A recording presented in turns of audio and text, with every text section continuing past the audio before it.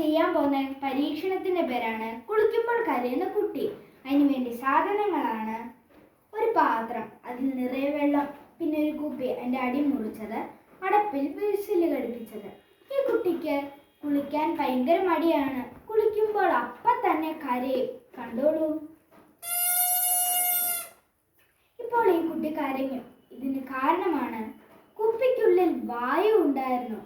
വെള്ളം കയറുന്നതിനനുസരിച്ച് വായു വിസിലിലൂടെ പുറത്തേക്ക് പോയി.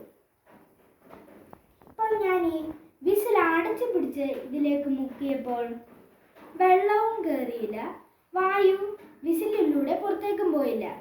കാരണം ഞാനിവിടെ അടച്ചു പിടിച്ചേക്കുമായിരുന്നു. വായുവിന് ഒരിടത്തും കൂടെ പോകാൻ പറ്റത്തില്ല. അപ്പോൾ വായുവിന് സ്ഥിതി ചെയ്യാൻ വേണ്ടി വെള്ളത്തിനെ തള്ളിക്കളഞ്ഞു. ഇതിൽ നിന്നും നമുക്ക് മനസ്സിലാവുന്നതാണ്, ഒരു സമയത്ത് രണ്ട് വസ്തുക്കൾക്ക് ഒരേയിടത്ത് സ്ഥിതി ചെയ്യാൻ പറ്റില്ല. എല്ലാവരും വീഡിയോ ഇഷ്ടപ്പെട്ടെങ്കിൽ ലൈക്കും സബ്സ്ക്രൈബും കമൻറ്റും ചെയ്യണേ കൂട്ടുകാരെ.